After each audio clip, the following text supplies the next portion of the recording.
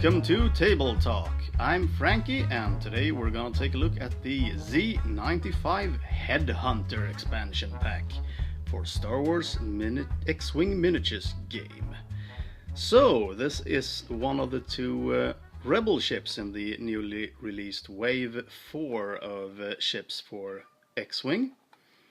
And this is kind of a predecessor to the famous X-Wing. We're gonna take a closer look at the model itself, but first just let me get the package open here. There we go, and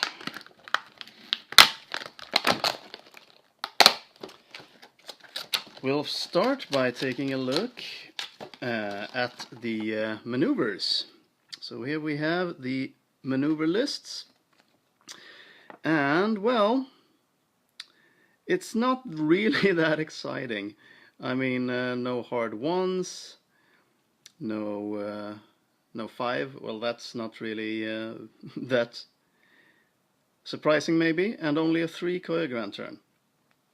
So it's not the most maneuverable ship really, and not very many green maneuvers. So well, that's not really the point of this ship though, to be that super maneuverable. But it's something to keep in mind. It's not bad, but it's not really anything special. Let's take a look at these. Yeah, we have the tokens. Yeah, we're gonna look at this straight 2s all across the line. Yeah, that's interesting. But let's look at what cards we get. Yeah, this is the exciting thing, the cards. So first off, we have the highest skill pilot, Aaron Kraken, pilot skill 8. And as we see there, as we can see here, pilot skill 8 and 2 across the line here. Focus and target lock, elite pilot talent and missiles, 19 points. 19 points.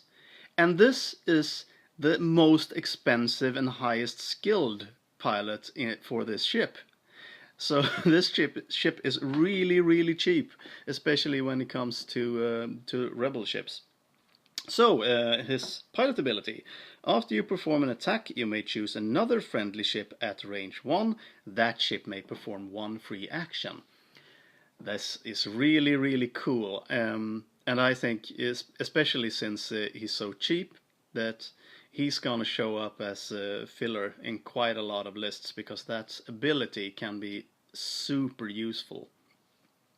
The big thing about the Headhunters though is the stat line. I mean, the closest is probably the A-Wing, but the A-Wing is more expensive and has more agility.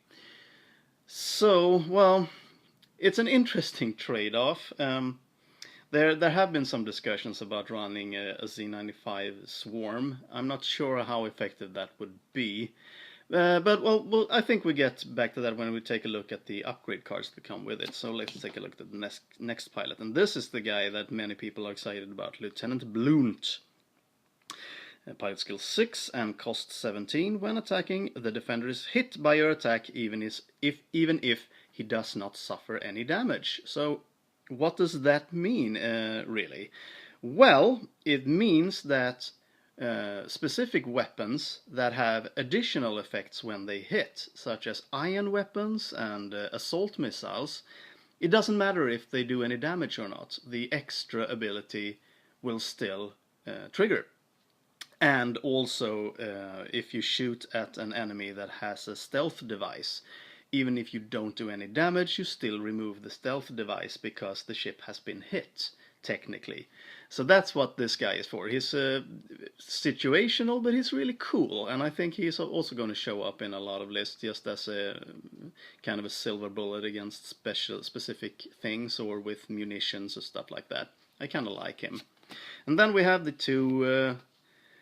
two generic pilots, or non-unique pilots, and we have the Tala Squadron pilots, pilot skill 4 and 13 points.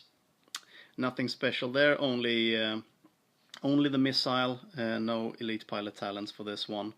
So that's really what you get. And we have The Bandit Squadron pilot skill 2 for 12 points. Now, did you notice anything interesting there? I think that so far that's the cheapest you can get to pilot skill for on a ship. If you have an elite pilot talent slot and you want to use that for veteran instincts, you can get 2 additional pilot skill for 1 point, but that eats up a slot for elite pilot skill. So normally this kind of upgrade usually costs at least 2 points, and here you can see 12 points, 13 points. That's really, really interesting. So that means I think this is going to show up a lot more than people think it is, because the difference is so small, and yet the difference in pilot skill can actually be useful.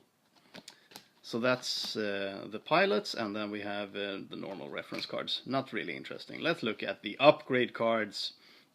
Yeah, assault missiles. This is really what this ship is all about. It's a missile platform. And assault missiles are really, really good, as we saw before with Lieutenant Blunt. So that's that's a very, very obvious combo. We have the new ion pulse missiles, which, if you don't know, the point of these, as you can see, they function like normal ion weapons, with the exception that you deal out 2 ion tokens. And the point of that is for large ships. Large ships don't get ionized by just 1 ion token. They need 2 in order to be ionized. It does not mean that you can ionize a small ship for 2 turns, because at the end of the turn, if a ship is ionized, it removes all of its ion tokens. So that's something to keep in mind. So this is kind of a niche card, but I think it has its uses. It'll be interesting to see if it turns up. I mean, it's a good counter towards stuff like the Falcons and things like that. We'll see if it shows up in list or not. And here, Wingman. This is really, really cool. Wingman elite pilots, talent, and 2 points. At the start of the combat phase, remove 1 stress token from another friendly ship at range 1. So you still have to fly pretty close, but to be able to remove a stress every round and before combat, so you can then perhaps use another ability that gives you stress during combat or something. I mean, there's tons of combo potential in this card. I really think that this is going to show up a lot in specific situations. This is a really, really cool card, and it's pretty cheap. Next we have Decoy, another elite pilot talent, and this one is also really, really cool. Cost 2. At the start of the combat phase, you may choose 1 friendly ship at range 1 to 2. Exchange your pilot skill with that ship's pilot until the end of the phase. This can also be used for some really, really weird shenanigans. Well, this can be the difference between, like, getting to fire off your missiles before someone else shoots down the ship that carries it, or, well, ionizing a ship before it has a chance to move. Oh, there's a cat in the background. She didn't like the lights. Oh well, yeah, this is also a big combo potential, and I like it. I don't really know how I'm gonna use it yet, but it's a cool card. And we have Munitions Failsafe, which is one of my favorite new cards from this wave.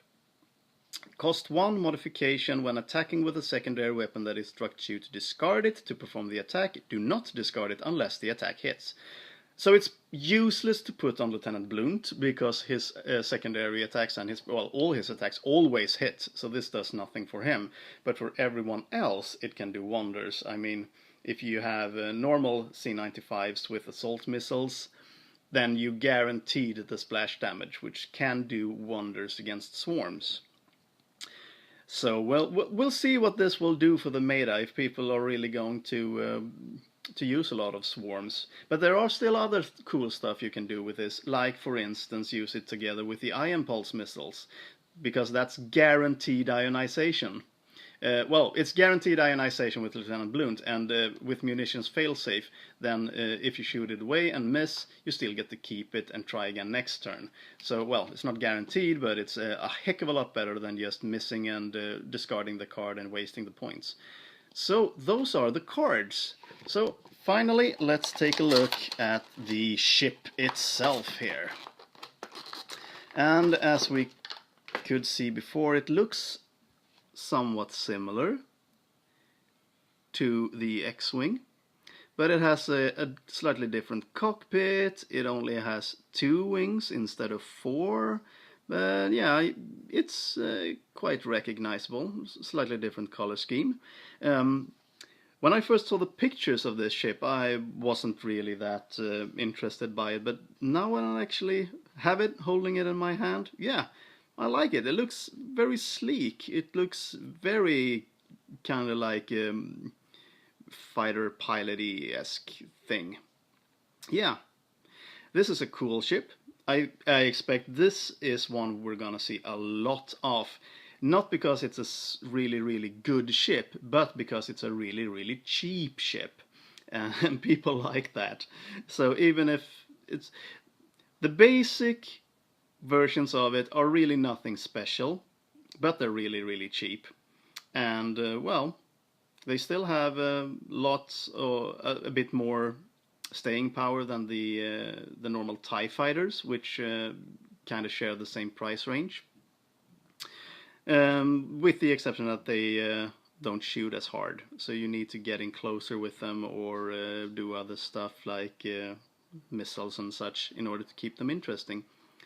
But yeah, that's the Z-95 Headhunter. See you next time.